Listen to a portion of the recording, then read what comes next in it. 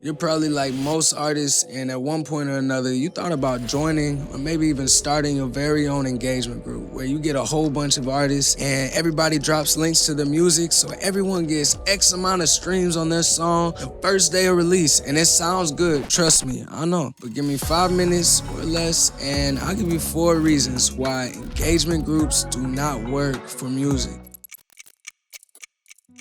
Reason number one, I feel like this one might be a little bit obvious, but people don't follow through. They inconsistent. Week 1, maybe even week 2, you might be strong, you good. Week 3, week 4, whew, you're starting to fall off. Them links, they starting to add up, man. And let's be real, the more and more links that you get, the more people are like, man, why did I even start this? Oh, that's right. I'm an artist that got in this engagement group for me. So when you get a bunch of artists together that are thinking selfishly for themselves, and nothing wrong with it, everybody just trying to get their music heard. But when you get a bunch of these artists together in this engagement group, how long do you think it's gonna take before they start to fall off? But reason number 2, what does it tell Spotify's algorithm when you get these artists, let's say that they do click the links, right? We're just gonna be optimistic. They click in the links, and what does it tell to Spotify when they just showing support and they listen to it, maybe 30 seconds, so they can come back and be like, hey, I really like how you transition, or whatever compliment or feedback that they decide to give you. What does it tell to Spotify when you got all these artists coming to your song and then they're leaving after whatever amount of time? They're not adding it to their playlist. They're not ever streaming it again because, again, this is just like some barter system type of thing. They're just trading one play for another. They are playing your song, hoping that everybody plays their song when their time comes. So Spotify's algorithm is going to take it as, all right, they're getting people to come over and listen to the music, but these people are listening and then they're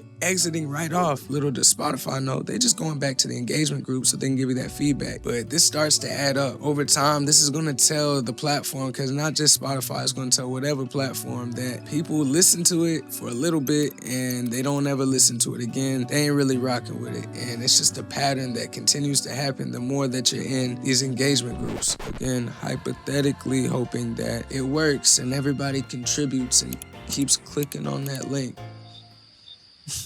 Reason number 3, these groups, they're not really properly vetted. Let's say you have 50 artists in a group. Who's to say that everybody's the same genre? Who's to say, even if you're the same genre, that you listen to the same type of music that is being made? So because none of these groups are vetted, even if, let's say, they are listening all the way through, they're not just skipping it, what does that tell the algorithm if at one point we thought their fans were fans of this artist, and this artist, but now you have another group coming in and they like this type of music and they like that type of music? It's giving all of these mixed signals where the algorithm doesn't know where to place you. This is just, in the long term, putting your music in bad standings, and it's overall not a good strategy. You get that one stream for what? For the vanity metric, to make you feel good because you spent all this time making the song, so you need to show everybody, which is again why people focus on Spotify. You can show that little number right there. You want to show everybody that, hey, what I did matters. But reason number 4 why engagement groups don't work is because, let's say it is working and people just keep getting added, and 50 artists turn to 100 to 200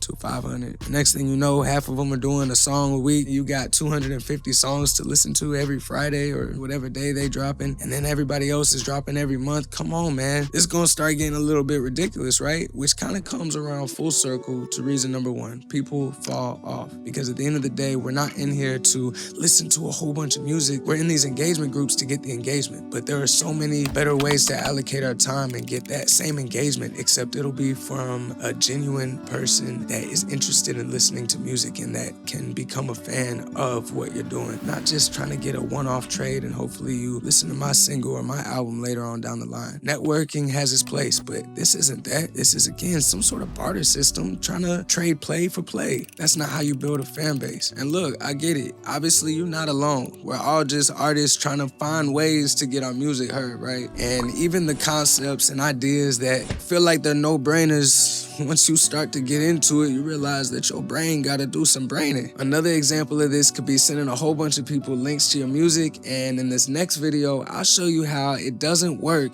even if all of them click on the link and play your song.